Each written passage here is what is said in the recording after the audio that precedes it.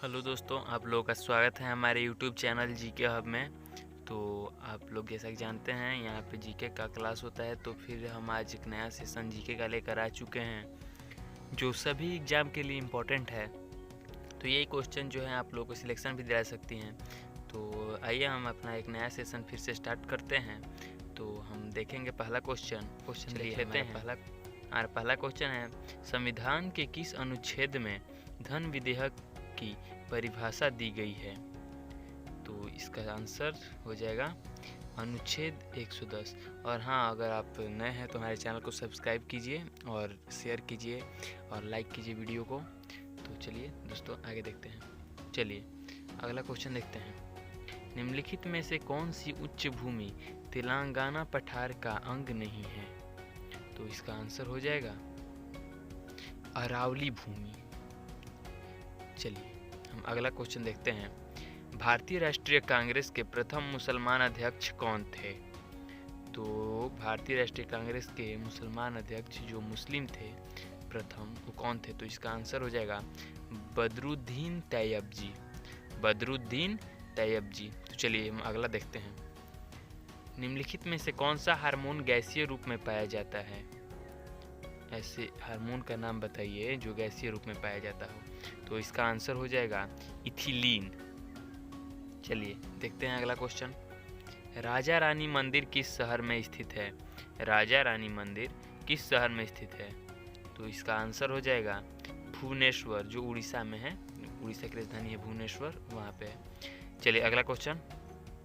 भारत में east India company का पहला गवर्नर जनरल कौन था?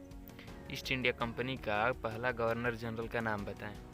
तो इसका सही आंसर हो जाएगा वॉरेन हेस्टिंग्स। ये आप लोग को पता होगा। चलिए हम अगला क्वेश्चन देखते हैं। तो हमारा अगला क्वेश्चन है, पेशवा प्रथा ब्रिटिश द्वारा किस पेशवा के काल में समाप्त की गई थी? तो इसका आंसर हो जाएगा बाजीराव जो पेशवा थे। चलिए अगला देखते हैं। जलवायु परिवर्तन प्रदर्शक सूचकांक 2021 में भारत निम्न में से किस स्थान पर है? तो इसका आंसर हो जाएगा 10वें स्थान पर। चलिए अगला क्वेश्चन देखते हैं। हाल ही में देश भर में कितने राज्यों ने वन नेशन वन कार्ड सुधार योजना को पूरा कर लिया है? तो ये one nation one ration card के अनुसार, मतलब कोई भी हो व्यक्ति जिसका राशन कार्ड हो, वो कहीं भी किसी भी राज्य में अपना अनाज ले सकते हैं। तो चलिए इसका आंसर देख लेते हैं। इसका आंसर हो जाएगा 9 राज्यों ने। चलिए अगला क्वेश्चन देखते हैं। अंतर्राष्ट्रीय मानवाधिकार दिवस निम्न में से किस दिन मनाया जाता है? तो मानवाधिकार दिवस कब मनाया जाता है? इसका आंसर हो जाएगा 10 दिसंबर को। अगला क्वेश्चन देखते हैं। निम्नलिखित में से कौन सी रेखा दो देशों के बीच सीमांकन रेखा नहीं होती है? तो सीमांकन रेखा इनमें से कौन सी रेखा नहीं है? इसका आंसर हो जाएगा अंतर्राष्ट्रीय दिनांक रेखा, क्योंकि ये डुरंड रेखा, मैकमोहन रेखा, रेडक्लिफ रेखा, ये सभी देशों, चाइना जैसे हो गया, बांग्लादेश, ऐसे से ये सभी हैं। चलिए अगला क्वेश्चन देखते हैं। भारत में ज्वालामुखी विस्फोटों से निम्नलिखित में से क्या बना? भारत में ज्वालामुखी विस्फोटों के कारण क्या बना? तो इसका आंसर हो जाएगा दक्षिण पठार बना। चलिए हम अगला क्वेश्चन फिर देख लेते हैं। चलिए हमारा क्वेश्चन हो जा रहा है, स्वतंत्र भारत में राज्यसभा के सभापति कौन थे? तो राज्यसभा के सभापति प्रथम डॉक्टर सर्वपल्ली राधाकृष्णन थे। देखते हैं हम अगला क्वेश्चन। निम्नलिखित में कौन दल रहित लोकतंत्र का समर्थक था? मैं आप लोगों को क्वेश्चन बोलने के बाद 1-2 सेकंड रुक जा रहा हूँ, उसमें आप अपना आंसर वीडियो को पॉज करके कमेंट कर दीजिए। तो चलिए इसका आंसर देख लेते हैं। इसका आंसर हो जाएगा जयप्रकाश नारायण। चलिए अगला क्वेश्चन। हड़प्पा कालीन धौलावीरा स्थल किस नदी के किनारे स्थित था? हड़प्पा कालीन धौलावीरा स्थल किस नदी के किनारे स्थित था? तो इसका आंसर हो जाएगा लूनी नदी के किनारे। हम अगला देखते हैं क्वेश्चन। प्राचीन कौशल महाजनपद की राजधानी क्या थी? कौशल महाजनपद की राजधानी इनमें से कौन सी होगी? इसका सही आंसर हो जाएगा श्रावस्ती थी। हम अगला क्वेश्चन देखते हैं। किस राज्य सरकार की कैबिनेट ने राजधानी में ट्री ट्रांसप्लांटेशन पॉलिसी को मंजूरी दे दी है? तो उस राज्य का नाम बताएं जिसने ट्री ट्रांसप्लांटेशन पॉलिसी को मंजूरी दे दी है। तो इसका आंसर हो जाएगा दिल्ली। चलिए अगला देखते हैं। Boycott Manchester cloth and Liverpool Salt का नारा किस आंदोलन के द्वारा प्रयोग किया गया?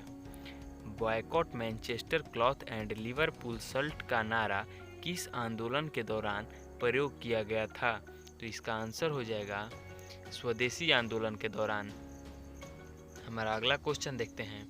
इनमें से कौन सा संविधान संशोधन वस्तु एवं सेवा कर यानी जीएसटी से संबंधित है?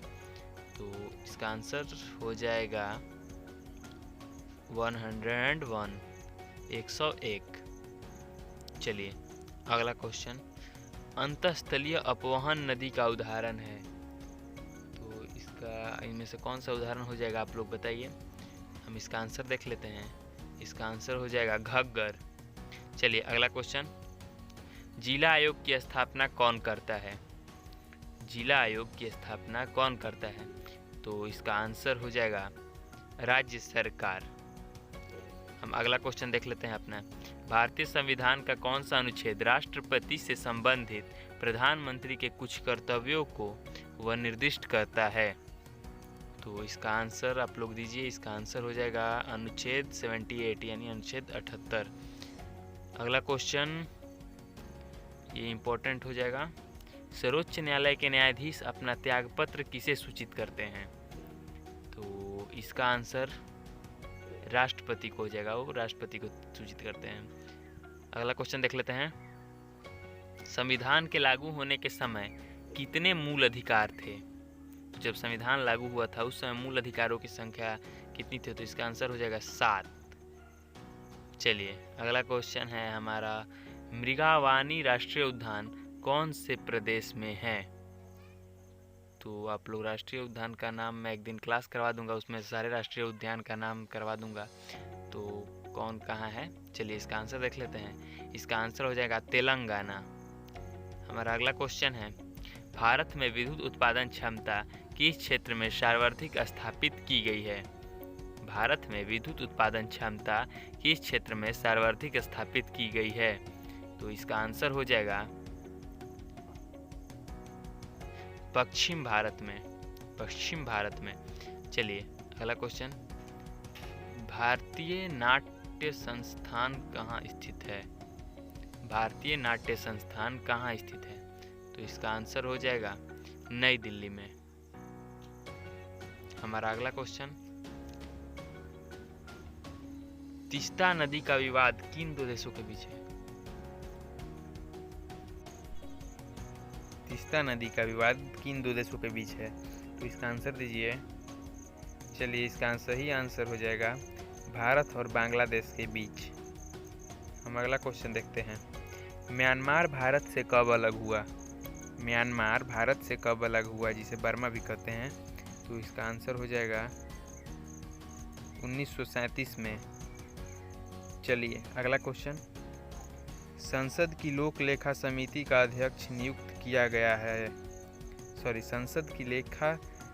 संसद की लोक लेखा समिति का अध्यक्ष नियुक्त किया जाता है। तो इसका आंसर हो जाएगा लोकसभा अध्यक्ष द्वारा। हम अगला क्वेश्चन देखते हैं। सरकारी बजट पेश करने की तारीख कौन तय करता है?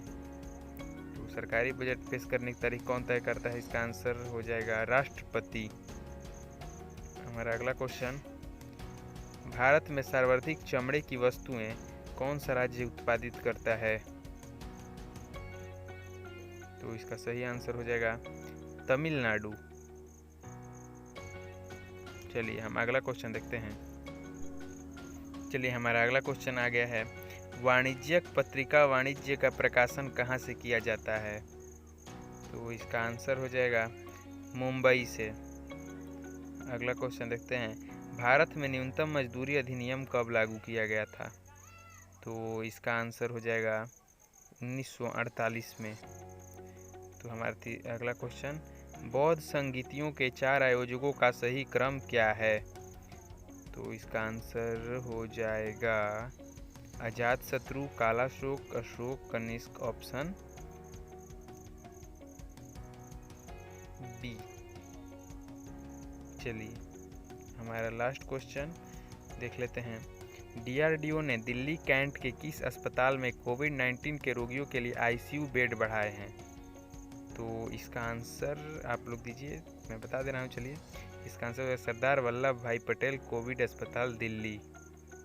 चलिए तो अगर ऐसे ही नए वीडियो मैं लाता रहूँगा, तो अगर आप नए हैं तो हमारे चैनल को सब्सक्राइब कीजिए और बेल आइकन को दबाना ना भूलिए, ताकि आप लोगों के पास हमारा वीडियो का सबसे पहले नोटिफिकेशन आ जाए। तो बाय बाय दोस्तों, ऐसे ही जीके मैं करवाता रहूँगा इंपॉर्टेंट क्वेश्चंस। बाय बाय दोस्तों।